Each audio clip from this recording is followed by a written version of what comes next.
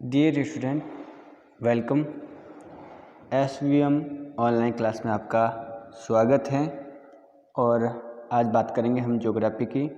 Geography के तहत हमने मानव भूगोल के विकास क्रम की बात की थी और विकास क्रम में हमने प्राचीन काल की बात कर ली थी। दूसरा जो काल हमें पढ़ना है वो पढ़ना है मध्यकाल को, कि मानव भूगोल के विकास दौर में मध्यकाल में क्या क्या हुआ, किस प्रकार की बातें हुई, ये ध्यान रखना है। अगर मैं मध्यकाल की बात करूँ तो मध्यकाल के अंदर जो नौकावान है और उन नौकावान का विकास काफ़ी हो गया था, उनका चलन ज़्यादा चल रहा था। तो नौकावाहन या नौका चालन की जो प्रतिक्रिया है वो बढ़ रही थी। वो अनेक समुद्री रास्तों की नई नई खोज कर रहे थे इस समय मध्यकाल में, और विशेषकर तकनीक का भी इसमें धीरे धीरे प्रयोग होता गया था। तकनीकी शिक्षा की वजह से और नौकाओं की जो कुशलता है उनकी वजह से देश के अंदर या देश के बाहर अलग अलग विषयों पर खोज होती जा रही थी, और खोज होने की वजह से जो रहस्य है वो निकलते गए, उनके बारे में पता लगा। इसके अलावा जो मिथक बातें थी उनका भी पता लगा, क्योंकि भाई पहले क्या होता था कि जैसे मान लो कोई एक देश है, वहाँ के लोग दूसरे देश के बारे में क्या सोचते थे कि पानी के बाद में क्या है, समुद्र के बाद में क्या है, तो वो कुछ और ही मानते हैं कि फिर समुद्र के बाद दूसरी दुनिया आती है। लेकिन जब नावों की खोज हुई तो आराम से समुद्री रास्ते का प्रयोग करते हुए इस देश की जो भौगोलिक कंडीशन है, वहाँ की धरातल है, उसके पास आने लग गए और धीरे धीरे उस देश की कंडीशन भी जानने लग गए थे। इसका मतलब पहले यहाँ के लोगों में जो दिमाग में मिथक यानी झूठी बातें थी कि भाई ये दूसरी दुनिया है, और यहाँ आने के बाद में देखने की वजह से पता लग गया है कि ये हमारे जैसे लोग हैं, ठीक है, ये अलग राष्ट्र या अलग अलग सीमा के लोग हैं। तो इस प्रकार से हम कह सकते हैं कि नई नई बातें सामने आने लगी। इसके अलावा ये भी हुआ कि उस समय मध्यकाल में जो उपनिवेशीकरण है, उपनिवेशीकरण का मतलब समझते हो ना, और इसके अलावा जो व्यापारिक जो रुचियाँ हैं वो बढ़ती जा रही थी। मतलब लोग या दूसरे देश वाले क्या कर रहे थे कि उपनिवेशीकरण पर जोर दे रहे थे और व्यापार पर जोर दे रहे थे, जिससे इनमें इनकी रुचियाँ बढ़ती जा रही थी। उपनिवेशीकरण का मतलब ये होता है कि एक देश के द्वारा दूसरे देश पर क्या करना, अधिकार करना, और ठीक है, तो उस देश की सीमा पर अधिकार करके वहाँ पर अपनी शासन व्यवस्था चलाना या व्यापार करना, जो भी है। तो दूसरे देश पर अधिकार करना एक उपनिवेशीकरण की तरफ हो गया। वहाँ पर व्यापार के रूप में अपना पैसा खर्च करना और अधिक से अधिक व्यापार करना दूसरी जगहों पर। और इन्हीं कारण से तो भारत के अंदर अंग्रेज आए, पुर्तगाली आए, फ्रांस आए, डच आए, ठीक है। और सबसे पहले 1498 में वास्को, आपका नाम सुना होगा, वास्को दी गामा का, उसने भारत की खोज की। क्यों? क्योंकि जब समुद्री रास्तों का प्रयोग करते हुए सब नौकावाहन बढ़ते गए तो समुद्री रास्तों को तय किया और नए नए देशों की भौगोलिक कंडीशन के बारे में पता लगा और नए नए देशों की खोज की। इसका मतलब ये हुआ कि व्यापार की वजह से या उपनिवेशीकरण की वजह से दूसरे देशों के अंदर वहाँ के वितरण के बारे में, वहाँ के विवरण के बारे में जानकारी होना जरूरी था। उस प्रदेश के बारे में जानकारी लेना भी जरूरी था। तो प्रादेशिक वितरण भी वो जानने के लिए उत्सुक थे। कहने का मतलब क्या हुआ कि मध्यकाल में नई चीज़ों का आविष्कार हुआ, तकनीक का प्रयोग होता गया था, रहस्य जो मिथक है उनके बारे में पता लगा, और लोग मध्यकाल में उपनिवेशीकरण और व्यापार के अंदर अपनी रुचि बता रहे थे। उसकी वजह से वो एक स्थान की भौगोलिक कंडीशन, वहाँ के वितरण, वहाँ और भी प्राकृतिक संसाधन या व्यापार से जुड़ी हुई चीज़ों को देख करके वहाँ व्यापार करना शुरू कर देते थे। इसका मतलब ये हुआ कि भी किसी स्थान की सीमाओं के बारे में, भौगोलिक कंडीशन के बारे में जानना ज़रूरी है। और इसके अलावा उनको ये भी पता लगा कि जो दूसरे प्रदेश हैं वो भी पृथ्वी के क्या हैं, पृथ्वी के ही भाग हैं। अर्थात पूरे संसार में जो पृथ्वी के अलग अलग प्रदेश है उनकी अलग अलग जो भौगोलिक कंडीशन है वो व्यापार में सहायक हो सकती हैं। तो इस प्रकार से नई बातों से मानव विकास या मानव भूगोल का विकास आगे बढ़ता गया, नई नई चीज़ों की खोज होती गई। तो ये मध्यकाल में आपको इतनी बातें याद रखनी है। फिर आपको याद करना है आधुनिक काल कि आधुनिक काल में किस प्रकार से मानव भूगोल का विकास होता है। आधुनिक काल, ठीक, ध्यान से सुनेंगे और देखेंगे आधुनिक काल में किस प्रकार मानव भूगोल का विकास होता है। इस काल के अंदर अलग अलग देशों के अलग अलग जो भूगोलवेत्ता हैं उन्होंने मानव भूगोल को आगे बढ़ाया। अगर मैं बात करूं कि जर्मन के भूगोलवेत्ता हैं, क्या उन्होंने मानव भूगोल में सहयोग किया, तो बिल्कुल। जर्मन के जो भूगोलवेत्ता थे उन्होंने मानव विकास को आगे बढ़ाने का काम किया और मानव विकास में अपनी महत्वपूर्ण भूमिका निभाई। जो जर्मन के हैं, अमेरिका है, ब्रिटेन है, फ्रांस है, इन सभी देशों के जो बड़े बड़े भूगोलवेत्ता हैं जिन्होंने मानव विकास के लिए मानव भूगोल को आगे बढ़ाया। लेकिन कौन कौन से, उनका नाम भी याद करना है। जर्मन भूगोलवेत्ता कौन कौन थे, तो मैं आपको नाम बता रहा हूँ कि जर्मन भूगोलवेत्ता ऐसे कौन कौन थे जो आधुनिक काल के अंदर थे और मानव भूगोल विकास में अपनी महत्वपूर्ण भूमिका निभाई। तो एक तो जर्मन भूगोलवेत्ता में नाम आता है हम्बोल्ट का, ठीक है, वो याद करेंगे। इसके अलावा पेसेल, उसका नाम याद करेंगे आप। और रेडजेल का नाम भी सुना होगा आपने, हमने बात भी की थी, ठीक है। अगर इसके अलावा हम और बात करें तो एक रिटर नाम का भी था, ठीक है। इसके अलावा फ्रोबेल, ये सारे ऐसे थे जो जर्मन भूगोलवेत्ता थे जिन्होंने आधुनिक काल में मानव भूगोल के विकास में अपनी महत्वपूर्ण भूमिका निभाई, ठीक है। तो ये ध्यान रखना है। तो मैंने जर्मन भूगोलवेत्ताओं के नाम बताए, हम्बोल्ट, पेसेल, रेडजेल, रिटर, फ्रोबेल। ये ऐसे भूगोलवेत्ता थे जर्मन के जिन्होंने आधुनिक काल में मानव ज्योग्राफी के विकास में अपनी महत्वपूर्ण भूमिका निभाई, मानव ज्योग्राफी के अंदर, ठीक है। तो हमने जर्मन के अंतर्गत या जो जर्मनी के भूगोलवेत्ता हैं उसकी बात कर ली है। आगे बात करते हैं।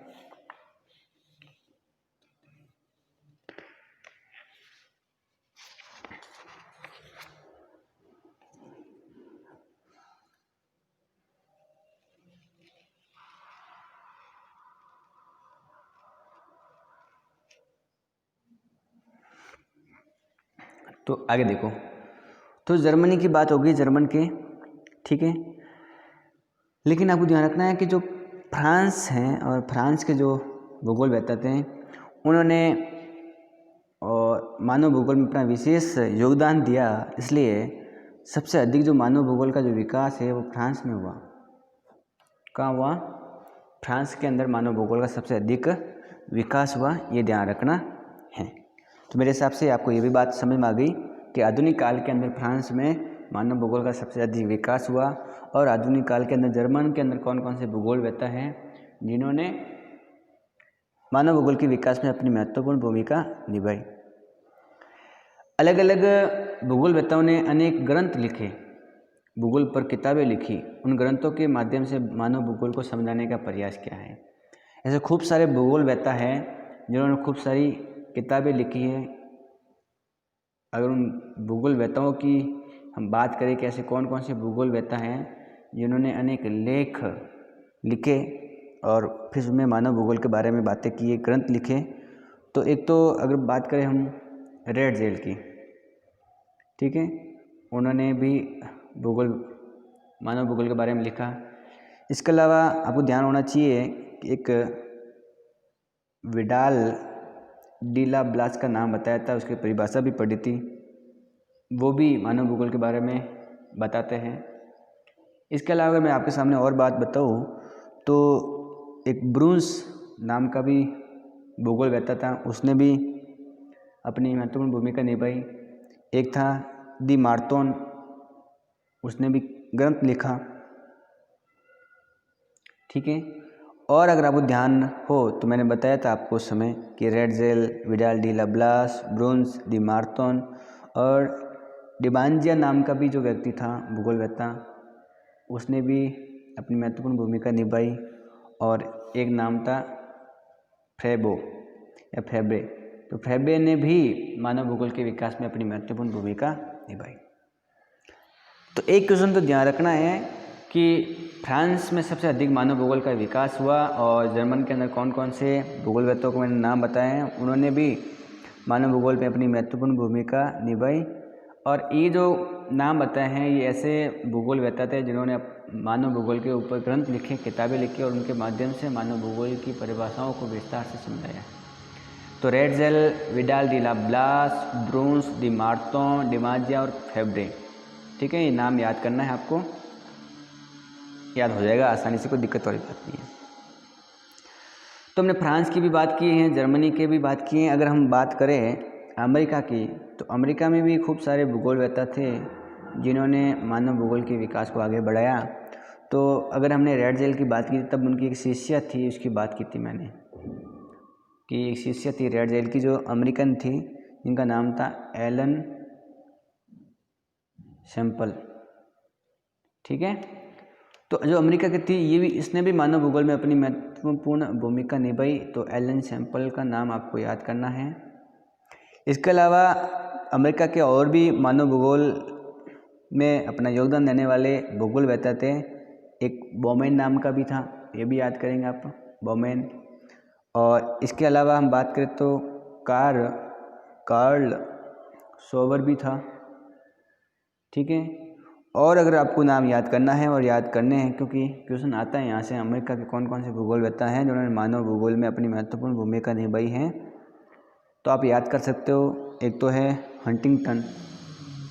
हंटिंगटन की मैंने बात भी की थी आपको, अगर याद है, कि इन्होंने मानव भूगोल के विकास के बारे में बताया था, अध्ययन के बारे में।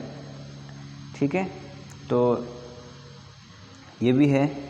इसके अलावा अगर आप और याद करना चाहें तो अमेरिका में और भी थे, जिसके अंदर एक था सबसे महत्वपूर्ण, जिनका नाम था ग्रिफिथ टेलर का नाम बिल्कुल याद करना है क्योंकि इन्होंने कुछ नई विचारधारा दी थी ज्योग्राफी के अंदर, वो अपन आगे बात करेंगे इसकी। ठीक है, तो ये ऐसे लोग हैं, अमेरिका के भूगोलवेत्ता हैं जिन्होंने महत्वपूर्ण भूमिका निभाई मानव भूगोल के विकास में। किसके समय? आधुनिक काल में, आधुनिक समय में। तो अमेरिका की बात कर ली, अब बात करते हैं ब्रिटेन की। क्या ब्रिटेन में भी भूगोलवेत्ता हुए थे? बिल्कुल हुए थे। क्या वहाँ के भूगोलवेत्ता ने ह्यूमन ज्योग्राफी में या मानव भूगोल में अपनी महत्वपूर्ण भूमिका निभाई है? तो बिल्कुल निभाई है। तो ब्रिटेन की बात करें तो ब्रिटेन में कौन कौन से थे? तो एक नाम तो आपको याद करना है, हर्बर्टसन का नाम याद करना है। इसके अलावा मैकिंडर, आपको नाम याद करना है मैकिंडर का। इसने भी क्या किया था? मानव भूगोल में अपनी महत्वपूर्ण भूमिका निभाई, ब्रिटेन का था भूगोलवेत्ता।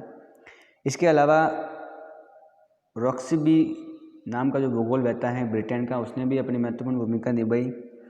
और इसके अलावा फ्लूअर नाम का भी भूगोलवेत्ता था जिसने मानव भूगोल के विकास में अपनी महत्वपूर्ण भूमिका निभाई। तो ये अलग अलग देशों के भूगोलवेत्ता हैं और उन भूगोलवेत्ताओं ने मानव विकास में अपनी महत्वपूर्ण भूमिका निभाई है। हमने इनकी बात की है, जैसे हमने बात की थी कि जो विडाल डी लाब्लास हैं, जो फ्रांसीसी है, इसने भी महत्वपूर्ण भूमिका निभाई है अपने मानव भूगोल के तहत या मानव भूगोल के अंदर।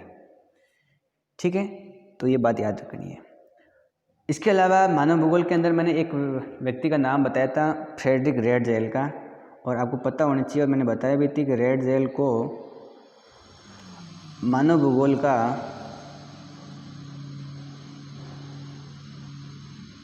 भूगोल का संस्थापक कहते हैं, आधुनिक मानव भूगोल का जनक कहते हैं, ये मैंने बताया था। तो ये याद रखना है कि मानव भूगोल का संस्थापक कौन है? रेडजेल है, फ्रेडरिक रेडजेल। या आधुनिक मानव भूगोल का जनक किसे कहते हैं? तो इसको कहते हैं। ठीक है, तो ये आप बता सकते हो क्योंकि आपको पता होना चाहिए। जैसे अगर हम बात करूँ कि भूगोल का जनक किसे कहते हैं, तो आपको पता होना चाहिए कि भाई हिकेटियस को कहते हैं। ठीक है, ये आपको याद होना चाहिए। भूगोल शब्द किसने दिया था, तो आपको पता होना चाहिए कि इरेटना स्नेज ने दिया था, ये भी आपको पता होना चाहिए। तो 3-4 जो बातें हैं वो आपके यहाँ से क्वेश्चन बन सकता है। रेडजेल ने बताया था, जो हमने मानव भूगोल की परिभाषा पढ़ी थी, तो रेडजेल ने क्या कहा था कि जो मानव भूगोल है वो मानव समाज और धरातल के बीच में एक संश्लिष्ट अध्ययन पर जोर देता है और उसके बारे में बताया था। तो ये इनकी परिभाषा है। और इसी के साथ में हम अगर ये भी देखें कि आधुनिक काल के अंदर जो मानव भूगोल की परिभाषा है या मानव भूगोल को जो देखा जाता था वो 3 विचारधाराओं के तहत उसको देखा जाता था, उसका अध्ययन 3 विचारधाराओं के तहत किया जाता था। तो आधुनिक काल में 3 विचारधाराएं थी, उनके तहत मानव भूगोल का क्या होता था, अध्ययन होता था आधुनिक काल में। ठीक है, अब कौन कौन सी विचारधारा है वो आपको पता होना चाहिए। एक जो विचारधारा थी उसका नाम था नियतिवाद। क्या नाम था? नियतिवाद। दूसरा जो नाम था वो था संभववाद। क्या नाम था? संभववाद। और जो तीसरा नाम था उसका नाम था नवनियतिवाद। आपको क्या याद रखना है कि आधुनिक समय में मानव भूगोल के तहत इन 3 विचारधाराओं के द्वारा अध्ययन होता है। और ये 3 विचारधाराएं कौन कौन सी हैं? नियतिवाद, संभववाद और नवनियतिवाद। अब देखो क्या मतलब होता है नवनियतिवाद का और संभववाद का और नियतिवाद का। आपको ये याद रखना है कि जो नियतिवाद है उसके अंदर प्रकृति को ज़्यादा प्रबल माना गया है। नियतिवाद में प्रकृति को क्या माना है? ज़्यादा प्रबल माना है। संभववाद में मानव को ज़्यादा प्रबल माना गया है। मतलब ये हुआ कि जो नियतिवाद है उसके अंदर ये विचारधारा है कि प्रकृति ही सब कुछ है और प्राकृतिक चीज़ों का या प्रकृति का जो प्रभाव है वो मानव पर ज़्यादा है और बिना प्रकृति मानव नहीं रह सकता।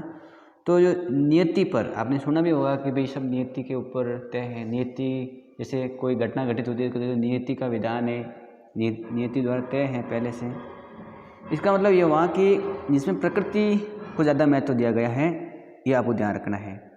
ठीक है, तो नियतिवाद में प्रकृति अधिक प्रभावित होती है या प्रभावी है मानव पर, और संभववाद में मानव को अधिक प्रभावी बताया है कि भाई मानव इतना प्रभावशाली है कि प्रकृति को नुकसान पहुंचा सकता है और मानव का प्रभाव ज़्यादा है संभववाद के द्वारा। तो आपको संभववाद अगर ये पता लग गया कि संभववाद में किसका प्रभाव रहता है? मानव का।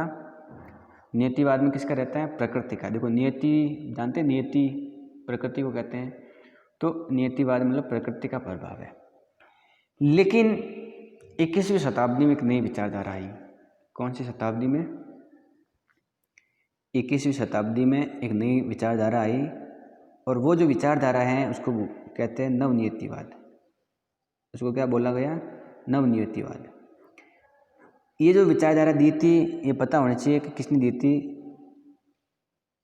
ग्रिफिथ टेलर ने। ठीक है, तो ग्रिफिथ टेलर ने दी थी।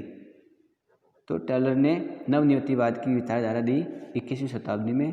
और नवनियतिवाद का मतलब ये होता है कि जिसमें प्रकृति और मानव दोनों का सामंजस्य हो, दोनों का आपस में क्या हो?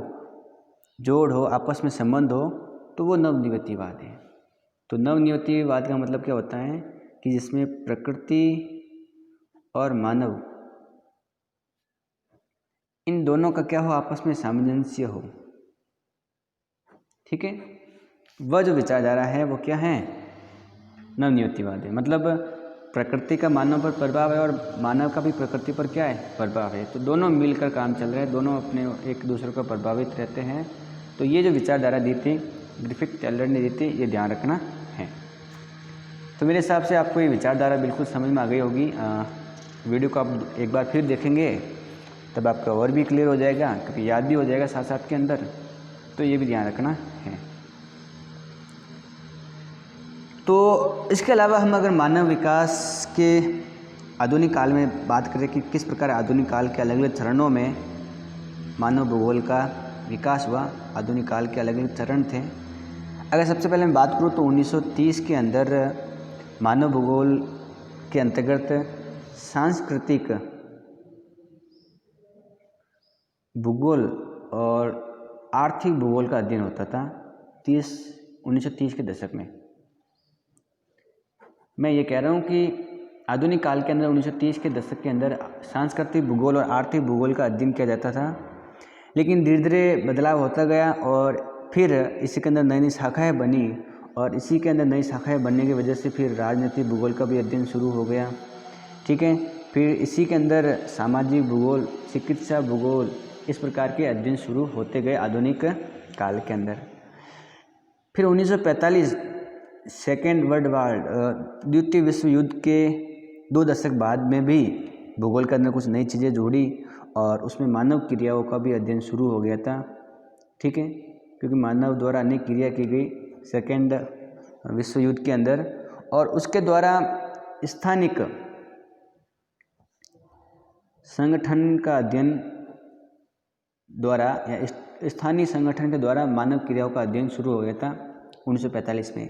स्थानीय संगठन का मतलब ये होता है कि किसी एक प्रदेश के अंदर जो मानव समाज रह रहे हैं वहाँ की भौगोलिक कंडीशन को अध्ययन करते करते वहाँ की मानव क्रियाओं का अध्ययन करना और इस हिसाब से पूरे संसार को पढ़ना। इसका मतलब यह हुआ कि एक एक स्थान को देख करके मानव की क्रियाओं का अध्ययन करना, ये भी शुरू हो गया था। ये भी ध्यान रखना है। फिर ये भी ध्यान रखना है कि 1970 के बाद में भी मानव भूगोल की विचारधाराएँ बनी रही, उसमें भी कुछ परिवर्तन होते गए और लोग धीरे धीरे मानव भूगोल में सामाजिक कल्याण के तहत भी अध्ययन करने लग गए कि मानव भूगोल के अंदर सामाजिक कल्याण को भी देखना चाहिए, उसके अनुसार भी मानव भूगोल को पढ़ना चाहिए। उसके अलावा मानव भूगोल को और आगे बढ़ाने के लिए मानचित्र पर आधारित अलग अलग समूह या अलग अलग प्रदेशों का भी अध्ययन होता गया और विशेष मापदंडों का प्रयोग करते हुए मानव भूगोल को आगे बढ़ाते गए। इस प्रकार के लोग जो आधुनिक काल में हुए और मानव भूगोल की जो विकास की जो गति है वो निरंतर बढ़ती गई है। तो एक बात आपको क्लियर रखनी है कि मानव भूगोल समय के साथ में बदलता जाता है, उसमें नई नई चीज़ें जुड़ती जाती हैं। और हमने अलग अलग विकास क्रम की बात की कि 1930 के दशक की बात करें तो उसमें सांस्कृतिक भूगोल और आर्थिक भूगोल पढ़ा जाता था। फिर नए बदलाव आए और राजनीतिक और चिकित्सा सामाजिक भूगोल भी पढ़ा जाने लगा। और 1945 दूसरे विश्व युद्ध के समय जो स्थानीय संगठन के द्वारा मानव क्रियाओं को अध्ययन किया गया, मतलब स्थानीय संगठन यानी एक स्थान पर किसी स्थान विशेष में जो संगठन है वहाँ के जो कंडीशन है उनको उस कंडीशन के तहत जो मानव क्रियाएँ हो रही है वहाँ पर क्या क्या हो रहा है उसके अध्ययन को देखा जाने लग गया था। ठीक है, फिर 1970 के बाद भी मानव भूगोल के तहत सामाजिक कल्याण या और भी अलग प्रकार के पहलुओं का अध्ययन शुरू हो गया था। ये भी ध्यान रखना है। तो इसी के साथ में हमारा लेसन हो जाता है कंप्लीट। हमने आज इस वीडियो के माध्यम से आपका लेसन समाप्त कर लिया है, पूरा हो गया पहला पार्ट। ठीक है, अगर आपको पहला पार्ट समझ में आया है अच्छी तरह से तो बहुत बढ़िया, नहीं तो वीडियो को 2-3 बार ज़रूर देखें, अच्छी तरह से समझ में आ जाएगा। और आपके पास में किताब है अगर घर पर तो आप किताब से ज़रूर इस टॉपिक को और इस पार्ट को अच्छी तरह से पढ़ें, क्योंकि इसमें कुछ भूगोलवेत्ताओं के नाम याद करने जो मैंने आपको इस वीडियो में काफ़ी बताए हैं। ठीक है, तो ये वीडियो यूट्यूब पर उपलब्ध है तो कभी भी देख सकते हो, जब भी आपको इच्छा होती है समझने की, आपको समझने की ज़रूरत है तो आप इस वीडियो को बार बार देख सकते हो। और आगे हम बात करेंगे एक नए पार्ट के साथ में, एक नए लेसन की शुरुआत करेंगे, पार्ट संख्या 2 की बात करेंगे अगले वीडियो में। तो आज के लिए इतना ही, आशा करता हूँ वीडियो समझ में आ गया होगा। अपना और अपने परिवार का ख्याल रखिए, घर पर रहिए, सुरक्षित रहिए, मस्त रहिए और साथ साथ में पढ़ाई करते रहिए।